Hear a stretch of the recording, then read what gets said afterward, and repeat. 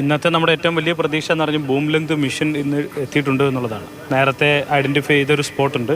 ആ സ്പോട്ടിൽ 60 അടി താഴ്ചയിൽ വരെ എത്തി മണ്ണ് കോരാൻ വേണ്ടി കഴിയുന്ന ഒരു മിഷനാണ് ബൂം ലെങ്ത്. ഇന്നലെ എത്തുമെന്നായിരുന്നു പറഞ്ഞിരുന്നത്. എന്നാൽ അത് കൊണ്ടുവന്ന ട്രക്കിന് ഒരു കംപ്ലയിൻ്റ് ഉള്ളതുകൊണ്ട് ഇന്ന് രാവിലെയാണ് എത്തിയത്. ഞങ്ങളിപ്പോൾ അവിടെ നിന്ന് പോരുന്ന ഘട്ടത്തിൽ ആ മെഷീൻ അവിടെ ഇറക്കി ഈ സൈറ്റിൽ അത് എത്തിയിട്ടുണ്ട്.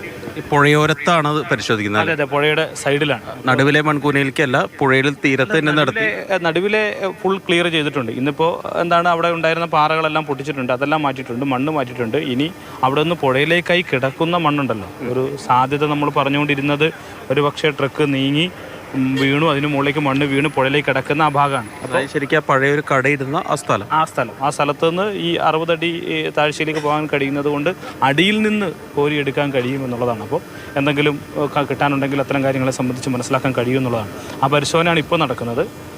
നേവിയുടെയും അതുപോലെ തന്നെ ഇവിടുത്തെ NRDF-ൻ്റെയും അതുപോലെ തന്നെ ഈ മറ്റേ NDRF-ൻ്റെയും അതുപോലെ തന്നെ നമ്മുടെ നേവി ആർമിയുടെയും പുഴയിലുള്ള പരിശോധന നടക്കുന്നുണ്ട്. പക്ഷേ സ്കൂബ ടീമിൻ്റെ ഒരു വലിയ പ്രതിസന്ധി പറയുന്നത് അവർ വെള്ളത്തിലേക്ക് ഇറങ്ങി കഴിയുമ്പോൾ അവർക്ക് നിൽക്കാൻ കഴിയുന്നില്ല. നല്ല ഒഴുക്കായതുകൊണ്ട് അടിയൊഴുക്കുള്ളത് കൊണ്ട് ഒഴുകി പോകുന്നു എന്നുള്ളതാണ് ഒരു പ്രശ്നം അവർ പറയുന്നത്. അപ്പോൾ ഇന്ന് പക്ഷേ ഒരു പരിശോധന നടത്തുന്നുണ്ട്. ഈ മറ്റ് മെറ്റൽ ഡിറ്റക്ടർ ഉപയോഗപ്പെടുത്തിയിട്ടുള്ള പരിശോധന അവർ നടത്തുന്നുണ്ട്. ആ 2 പരിശോധനയാണ് നടത്തുന്നത്. ഇന്നലത്തെ സമാന്തരമായി 2 പരിശോധന നടത്തുന്നു. അപ്പോൾ ഇന്നത്തെ പ്രതീക്ഷ നമ്മൾ ഇന്നലെ കണ്ടതുപോലെ ഇന്നലെയാണല്ലോ നമ്മളെല്ലാവരും പറഞ്ഞു നന്നായി നിലയിൽ ഒരു പരിശോധന നടക്കുന്നുണ്ട്. അതിന് തത്തുല്യമായ നിലയിൽ ഇന്ന് പരിശോധന നടക്കുന്നുണ്ട്.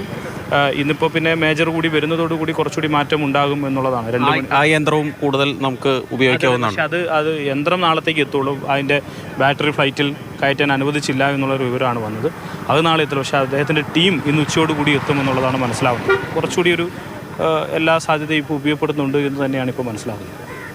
ഏതായാലും അതാണ് ഇപ്പോൾ MLA-മാർ അവിടെ അകത്ത് പോയി ഇപ്പോൾ പുറത്തേക്ക് വന്നതാണ്. ഇപ്പോൾ അവിടുത്തെ കണ്ട കാര്യങ്ങളാണ് ഇന്ന് നിലവിലെ പുരോഗതി ഒക്കെയാണ് പറയുന്നത്. അവിടെ